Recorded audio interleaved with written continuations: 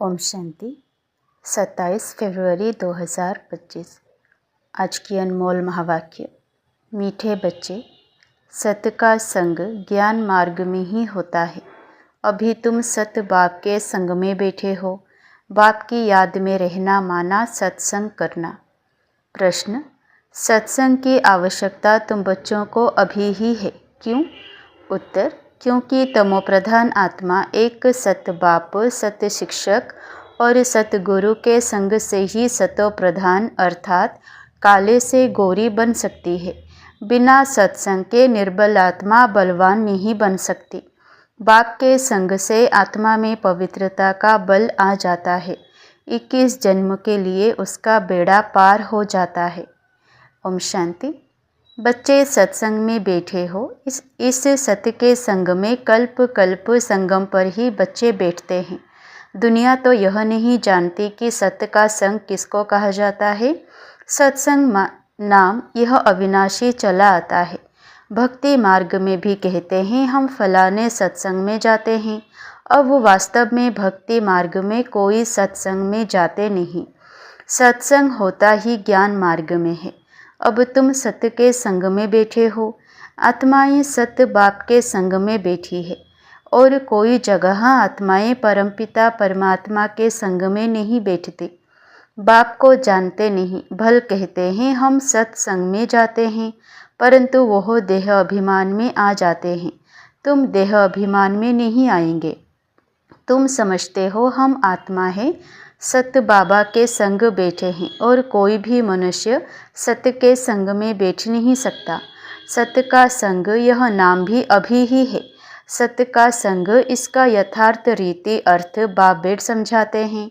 तुम आत्माएं अब परमात्मा बाप जो सत्य है उनके साथ बैठी हो। वह सत्य बाप, सत्य टीचर, सत्य गुरु हैं। तो गोया तुम सत्संग में बैठे हो। फिर भल यहाँ व घर में बैठे हो, परंतु अपने को आत्मा समझ याद बाप को करते हो। हम आत्मा अब सत्य बाप को याद कर रहे हैं, अर्थात सत्य के संग में हैं। बाप मधुबन में बैठे हैं। बाप को याद करने की युक्तियाँ भी अनेक प्रकार की मिलती है। याद से ही विकर्म विनाश होंगे, यह भी बच्चे जानते हैं। हम 16 कला संपूर्ण बनते हैं, फिर उतरते उतरते कला कम होती जाती है। भक्ति भी पहले अव्यभिचारी है, फिर गिरते गिरते व्यभिचारी भक्ति होने से तमो प्रधान बन जाते हैं। फिर उनको सत्य का संग जरूर चाहिए, नहीं तो पवित्र कैसे बने। तो अब तुम आत्माओं को सत्य बाप का संग मिला है। आत्मा जानती है हमको बाबा को याद करना है, उनका ही संग है। याद को भी संग कहेंगे। यह है सत्य का संग।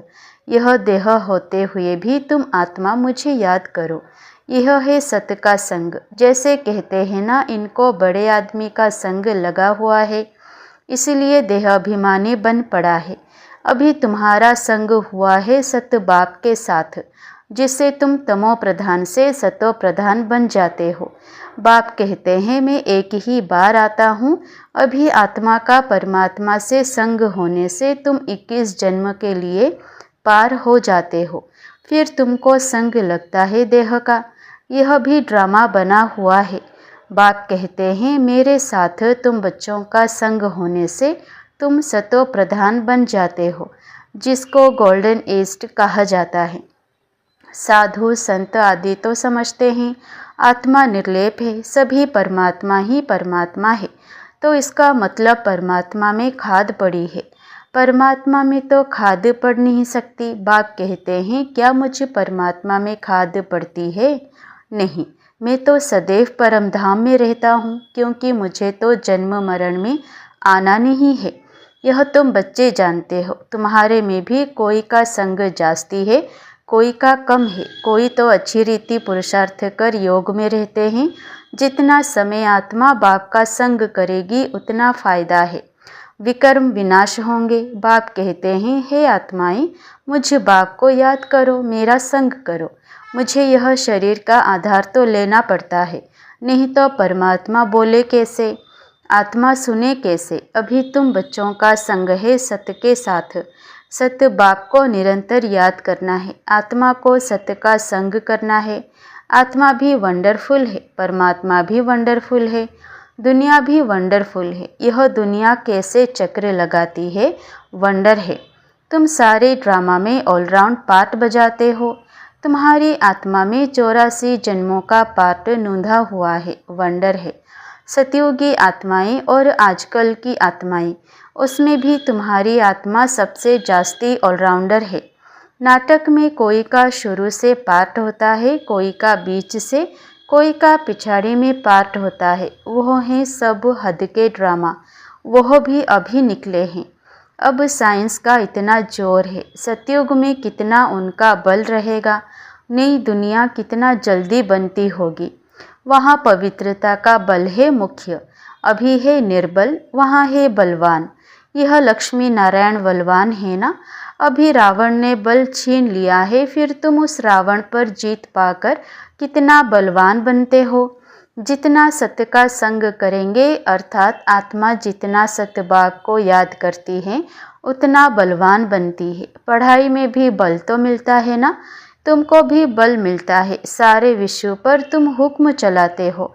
आत्मा का सत्य के साथ योग संगम पर ही होता है। बाप कहते हैं आत्मा को मेरा संग मिलने से आत्मा बहुत बलवान बन जाती है। बाप वर्ल्ड ऑलमाइटी अथॉरिटी है ना, उन द्वारा बल मिलता है। इसमें सब वेदों शास्त्रों के आदि मध्य अंत का ज्ञान आ जाता है। जैसे बाप ऑलमाइटी है, तुम भी ऑलमाइटी बनते हो। विश्व पर तुम राज्य करते हो, तुमसे कोई छीन नहीं सकता। तुमको मेरे द्वारा कितना बल मिलता है, इनको भी बल मिलता है। जितना बाप को याद करेंगे उतना बल मिलेगा। बाप और कोई तकलीफ नहीं देते हैं, सिर्फ याद करना है बस। 84 जन्मों का चक्र अब पूरा हुआ है, अब वापस जाना है। यह समझना कोई बड़ी बात नहीं है। जास्ती रेसगारी में जाने की तो दरकार नहीं है। बीज को जानने से समझ जाते हैं। इनसे यह सारा झाड़ ऐसे निकलता है, नर्सेल में बुद्धि में आ जाता है। यह बड़ी विचित्र बातें हैं। भक्ति मार्ग में मनुष्य कितने धक्के खाते हैं, मेहनत करते हैं, मिलता कुछ भी नहीं। फिर भी बाप आकर तुमको विश्व का मालिक बनाते हैं। हम योग बल से विश्व का मालिक बनते हैं। यही पुरुषार्थ करना है। भारत का योग मशहूर है। योग से तुम्हारी आयु कितनी बड़ी हो जाती है। सत्य के संग से कितना फायदा होता है। आयु भी बड़ी और काया भी निरोगी बन जाती है। यह सब बातें तुम बच्चों की बुद्धि में ही बिठाई जाती है और कोई का भी सत्य के साथ संग नहीं है सिवाय तुम ब्राह्मणों के। तुम प्रजापिता ब्रह्मा की संतान हो, दादे पोत्रे हो, तो इतनी खुशी होनी चाहिए ना कि हम दादे पोत्रे हैं। वर्षा भी दादे से मिलता है। यही याद की यात्रा है। बुद्धि में यही सिमरण रहना चाहिए। उन सत्संगों में तो एक जगह जाकर बैठते हैं, यहाँ वह बात नहीं। ऐसे नहीं कि एक जगह बैठने से ही सत्य का संग होगा, नहीं। उठते बैठते चलते फिरते हम सत्य के संग में हैं। अगर उनको याद करते हैं तो याद नहीं करते हैं तो देह अभिमान में है। देह तो असत्य चीज़ है ना, देह को सत्य नहीं कहेंगे। शरीर तो जड़ है, 5 तत्वों का बना हुआ है। उनमें आत्मा नहीं होती तो चुरपुर ना हो। मनुष्य के शरीर की तो वैल्यू है नहीं और सबके शरीर की वैल्यू है। सौभाग्य तो आत्मा को मिलना है। मैं फलाना हूँ, आत्मा कहती है ना। बाप कहते हैं आत्मा कैसी हो गई है, अंडे कच्छ मच्छ सब खा जाती है। हर एक भस्मासुर है, अपने को आपे ही भस्म करते हैं। कैसे? काम चिता पर बैठ हर एक अपने को भस्म कर रहे हैं, तो भस्मासुर ठहरे ना। अभी तुम ज्ञान चिता पर बैठ देवता बनते हो। सारी दुनिया काम चिता पर बैठ भस्म हो गई है, तमो प्रधान काली हो गई है। बाप आते हैं बच्चों को काले से गोरा बनाने, तो बाप बच्चों को समझाते हैं देह अभिमान छोड़ अपने को आत्मा समझो। बच्चे स्कूल में पढ़ते हैं, फिर पढ़ाई तो घर में रहते भी बुद्धि में रहती है ना। यह भी तुम्हारी बुद्धि में रहनी चाहिए। यह है तुम्हारी स्टूडेंट लाइफ। एम ऑब्जेक्ट सामने खड़ी है। उठते बैठते चलते बुद्धि में यह नॉलेज रहनी चाहिए। यहाँ बच्चे आते हैं, रिफ्रेश होते हैं, युक्तियाँ समझाई जाती है कि ऐसे ऐसे समझाओ। दुनिया में ढेर के ढेर सत्संग होते हैं, कितने मनुष्य आकर इकट्ठे होते हैं। वास्तव में वह सत्य का संग तो है नहीं। सत्य का संग तो अभी तुम बच्चों को ही मिलता है। बाप ही आकर सतयुग स्थापन करते हैं। तुम मालिक बन जाते हो। देह अभिमान अथवा झूठे अभिमान से तुम गिर पड़ते हो और सत्य के संग से तुम चढ़ जाते हो। आधा कल्प तुम प्रारब्ध भोगते हो। ऐसे नहीं कि वहाँ भी तुमको सत्य का संग है। नहीं, सत्य का संग और झूठ का संग तब कहते हैं जब दोनों हाजिर हैं। सत्य बाप जब आते हैं वही आकर सब बातें समझाते हैं। जब तक वह सत्य बाप नहीं आए तब तक कोई जानते भी नहीं है। अब बाप तुम बच्चों को कहते हैं, हे आत्माएं, मेरे साथ संग रखो। देह का जो संग मिला है उनसे उपराम हो जाओ। देह का संग भल सतयुग में भी होगा, परंतु वहाँ तुम हो ही पावन। अभी तुम सत्य के संग से पति से पावन बनते हो, फिर शरीर भी सतो प्रधान मिलेगा, आत्मा भी सतो प्रधान रहेगी। अभी तो दुनिया भी तमो प्रधान है। दुनिया नई और पुरानी होती है। नई दुनिया में बरोबर आदि सनातन देवी देवता धर्म था। आज उस धर्म को गुम कर आदि सनातन हिंदू धर्म कह देते हैं। मूंझ पड़े हैं। अभी तुम भारतवासी समझते हो कि हम प्राचीन देवी देवता धर्म के थे, सतयुग के मालिक थे, परंतु वह नशा कहाँ। कल्प की आयु ही लंबी लिख दी है, सब बातें भूल गए हैं। इनका नाम ही है भूल भुलैया का खेल। अभी सत्य बाप द्वारा तुम सारी नॉलेज जानने से ऊंच पद पाते हो, फिर आधा कल्प बाद नीचे गिरते हो, क्योंकि रावण राज्य शुरू होता है। दुनिया पुरानी तो होगी ना। तुम समझते हो हम नई दुनिया के मालिक थे, अभी पुरानी दुनिया में हैं। कोई कोई को यह भी याद नहीं पड़ता है। बाबा हमको स्वर्गवासी बनाते हैं। आधा कल्प हम स्वर्गवासी रहेंगे, फिर आधा कल्प बाद नीचे गिरते हो, क्योंकि रावण राज्य शुरू होता है। दुनिया पुरानी तो होगी ना। तुम समझते हो बाबा हमको स्वर्गवासी बनाते हैं। आधा कल्प हम स्वर्गवासी रहेंगे, फिर नरकवासी बनेंगे। तुम भी मास्टर ऑलमाइटी बने हो नंबरवार पुरुषार्थ अनुसार। यह है ज्ञान अमृत का डोज। शिव बाबा को ऑर्गन्स मिले हैं पुराने, नया ऑर्गन्स तो मिलता नहीं, पुराना बाजा मिलता है। बाप आते भी वानप्रस्थ में ही है। बच्चों को खुशी होती है तो बाप भी खुश होते हैं। बाप कहते हैं हम जाते हैं बच्चों को नॉलेज दे रावण से छुड़ाने। पाठ तो खुशी से बजाया जाता है ना। बाप बहुत खुशी से पाठ बजाते हैं। बाप को कल्प कल्प आना पड़ता है। यह पाठ कभी बंद नहीं होता है। बच्चों को बहुत खुशी रहनी चाहिए। जितना सत्य का संग करेंगे उतना खुशी होगी।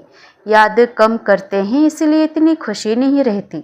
बाप बच्चों को मिल्कियत देते हैं। जो बच्चे सच्ची दिल वाले हैं उन पर बाप का बहुत प्यार रहता है। सच्ची दिल पर साहिब राजी रहते हैं। अंदर बाहर जो सच्चे रहते हैं वो बाप के मददगार बनते हैं, सर्विस पर तत्पर रहते हैं, वही बाप को प्रिय लगते हैं। अपने दिल से पूछना है, हम सच्ची सच्ची सर्विस करते हैं, सच्चे बाबा के साथ संग रखते हैं। अगर सत्य बाबा के साथ संग नहीं रखेंगे तो क्या गति होगी। बहुतों को रास्ता बताते रहेंगे तो ऊंच पद भी पाएंगे। सत्य बाप से हमने क्या वर्षा पाया है, अपने अंदर देखना है। यह तो जानते हैं नंबरवार हैं। कोई कितना वर्षा पाते हैं, कोई कितना पाते हैं। रात दिन का फर्क रहता है। अच्छा, मीठे मीठे सिकिलधे बच्चों प्रति माता पिता बाप दादा का याद प्यार और गुड मॉर्निंग। रूहानी बाप की रूहानी बच्चों को नमस्ते। धारणा के लिए मुख्य सार। पहला, तुम्हें जो इस देह का संग मिला है इस संग से उपराम रहना है, सत्य के संग से पावन बनना है। दूसरा, इस स्टूडेंट लाइफ में चलते फिरते बुद्धि में नॉलेज घूमती रहे। एम ऑब्जेक्ट को सामने रख पुरुषार्थ करना है। सच्ची दिल से बाप का मददगार बनना है। वरदान, अव्यभिचारी और निर्विघ्न स्थिति द्वारा फर्स्ट जन्म की प्रारब्ध प्राप्त करने वाले समीप और समान भव। जो बच्चे यहाँ बाप के गुण और संस्कारों के समीप हैं, सर्व संबंधों से बाप के साथ का व समानता का अनुभव करते हैं, वही वहाँ रॉयल कुल में फर्स्ट जन्म के संबंध में समीप आते हैं। 2. फर्स्ट में वही आएंगे जो आदि से अब तक अव्यभिचारी और निर्विघ्न रहे हैं। निर्विघ्न का अर्थ यह नहीं है कि विघ्न आए ही नहीं, लेकिन विघ्न विनाशक व विघ्नों के ऊपर सदा विजयी रहें। यह दोनों बातें यदि आदि से अंत तक ठीक है तो फर्स्ट जन्म में साथी बनेंगे। स्लोगन: साइलेंस की पावर से नेगेटिव को पॉजिटिव में परिवर्तन करो। अव्यक्त इशारे: एकांत प्रिय बनो, एकता और एकाग्रता को अपनाओ। एकांतवासी अर्थात सदा स्थूल एकांत के साथ साथ एक के अंत में रहना। एकाग्रता की शक्ति से किसी भी आत्मा का मैसेज उस आत्मा तक पहुंचा सकते हो, किसी भी आत्मा का आह्वान कर सकते हो, किसी भी आत्मा की आवाज़ को कैच कर सकते हो, किसी भी आत्मा को दूर बैठे सहयोग दे सकते हो। अच्छा, ओम शांति।